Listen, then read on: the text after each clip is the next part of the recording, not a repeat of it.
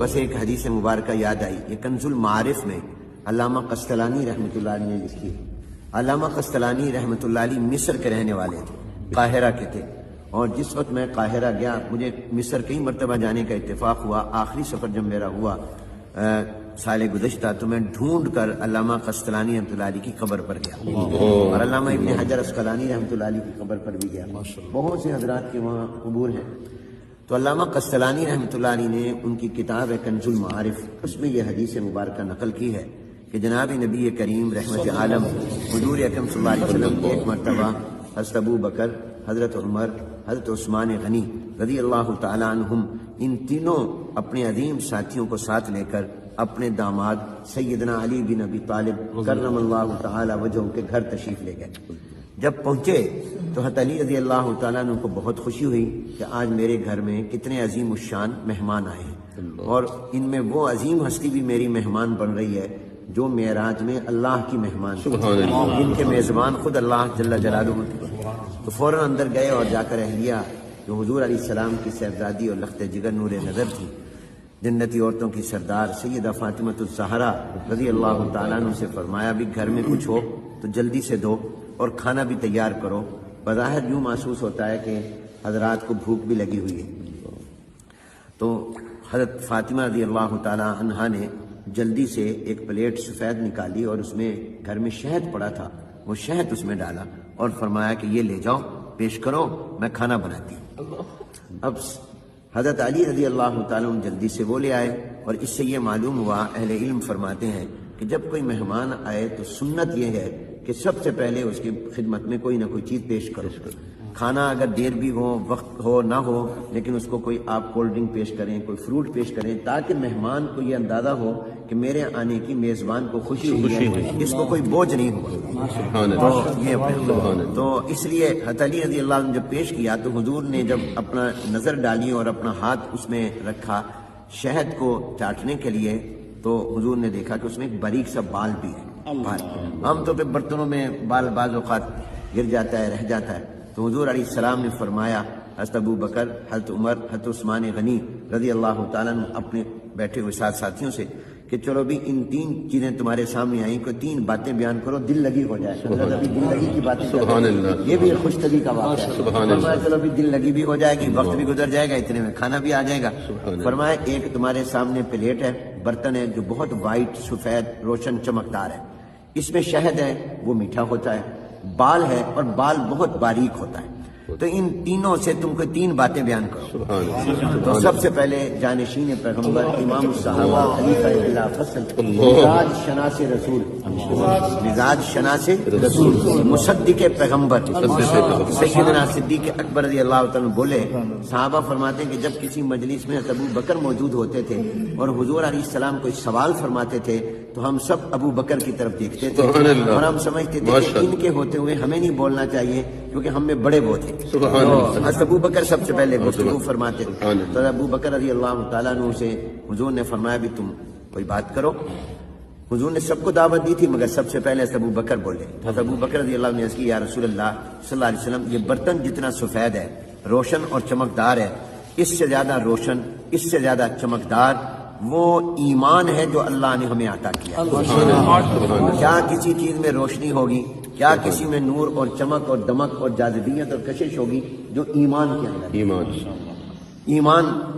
اور فرمایا یہ ایمان جس کو مل جائے اس کو شہد میں اتنا مزہ نہیں آتا جتنا ایمان میں مزہ آتا ہے۔ نفس الامر میں ایمان بہت بڑا نور ہے، اور یہ چیز جس کو مل جائے اس کو شہد میں وہ مٹھاس نہیں آتی جو ایمان کے اندر مٹھاس آتی ہے، اور اس میں باریک بال ہے۔ اس سے میں ابو بکر یہ کہتا ہوں کہ اپنے ایمان کو سنبھال کر رکھنا اور اپنے ایمان کی حفاظت کرنا کہ زندگی بھر ایمان ساتھ رہے اور خاتمہ بھی ایمان پر ہو جائے، یہ بال سے زیادہ باریک اور نازک کام ہے۔ بال کو سنبھالنا آسان ہے، ایمان کو سنبھالنا بہت مشکل ہے۔ یہاں میں حکیم الامت حضرت تھانوی رحمۃ اللہ علیہ کی ایک بات بھی سنا دوں۔ حضرت تھانوی رحمۃ اللہ علیہ نے بڑی پیاری بات فرمائی، فرمایا اہل ایمان، یہ جو اللہ نے ہمیں نور ایمان عطا کیا اس کی قدر کرو۔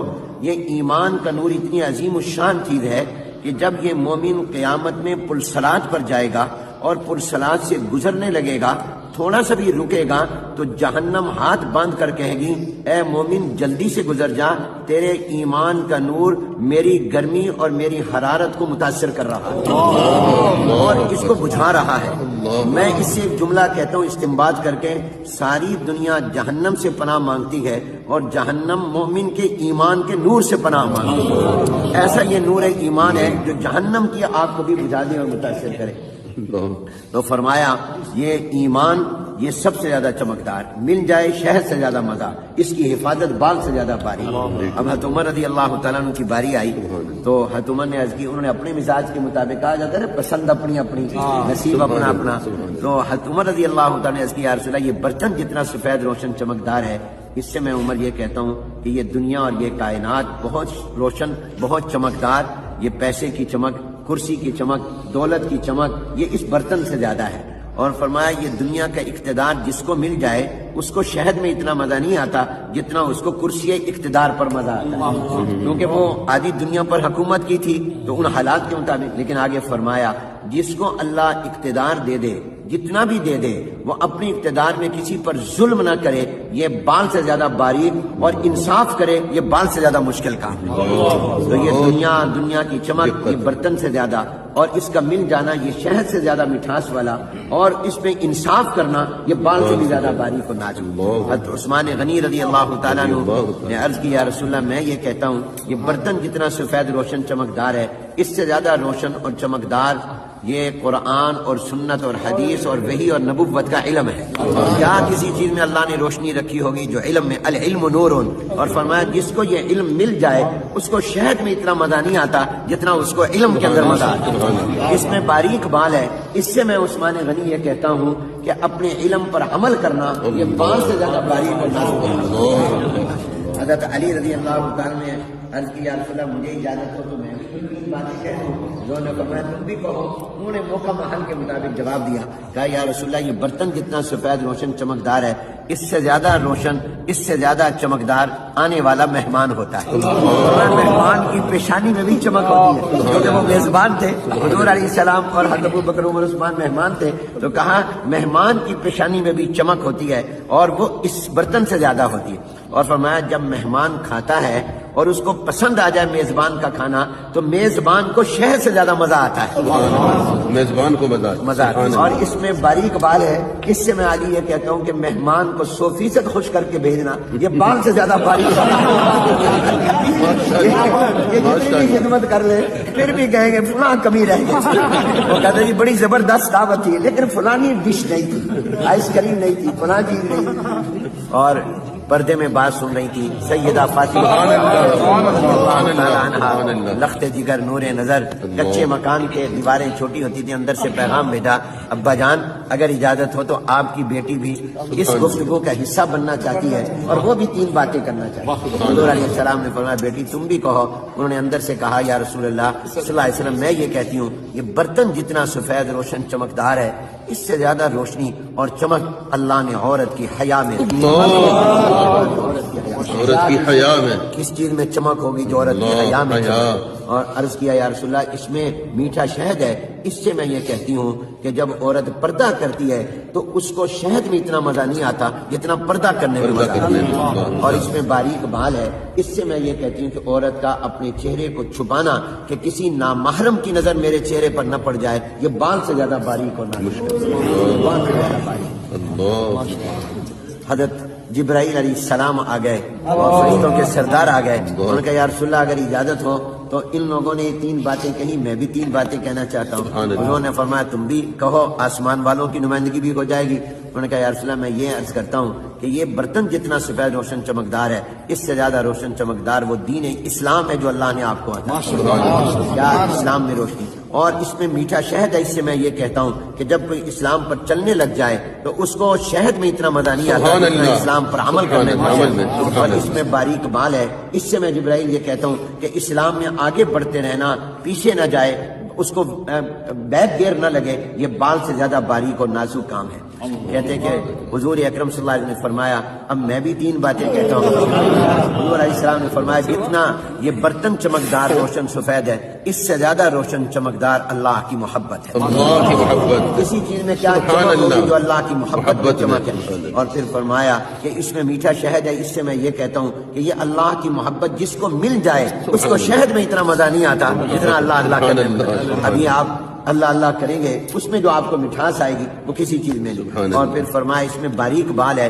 اس سے میں یہ کہتا ہوں کہ اللہ کی محبت میں آگے بڑھنا ترقی کرتے رہنا ہر لمحہ اور سانس اور ہر دن اللہ کی محبت میں آگے جائے یہ بال سے زیادہ باریک اور نازک کام ہے. فرمایا کہ اسی دوران حضور علیہ السلام پر وحی آنے لگ گئی اور وہ کیفیت ہو گئی جو وحی کے وقت ہوتی تھی کہ سخت سردی میں بھی پسینہ آتا تھا. تو حضور علیہ السلام پر وحی آئی. اللہ نے فرمایا تم سب نے 3 باتیں کہیں میں رب بھی 3 باتیں کہیں. اب دیکھیے شروع گفتگو ابو بکر سے ہوئی ختم اللہ پر ہوئی. وختامہ مسک. اللہ نے فرمایا کہ میں یہ کہتا ہوں کہ یہ برتن جتنا سفید روشن چمکدار ہے اس سے زیادہ روشن چمکدار وہ جنت ہے جو میں نے اہل ایمان کے لیے تیار کی ہے. اور اس میں میٹھا شہد ہے. اس سے میں اللہ یہ کہتا ہوں کہ جب جنت کی نعمتیں میں جنتیوں کو دوں گا ان کو شہد کی حلاوت اور مٹھاس اور مزہ بھول جائے گا. جنت کی نعمتوں کی مٹھاس اس سے کئی گنا زیادہ ہے کوئی نسبت ہی نہیں. اور باریک بال ہے. اس سے میں یہ کہتا ہوں کہ اس جنت میں جانے کے لیے پل سراج سے گزرنا پڑے گا جو بال سے زیادہ باریک اور نازک ہے لیکن ایمان والے ایسے گزر جائیں گے. اللہ یہ تمام ہم روشنیاں اور چمک اللہ ہمیں عطا فرمائے. اور اللہ تعالیٰ نے فرمایا اللہ دوست ہے ایمان والوں کا. یہ نہیں فرمایا ایمان والے دوست ہیں اللہ کے. دیکھو کیا تعبیر ہے. ایک ہے کہ میں آپ کہیں کہ حجیب ہم آپ کے دوست ہیں. ایک یہ کہ میں کہوں میں آپ کا دوست ہوں.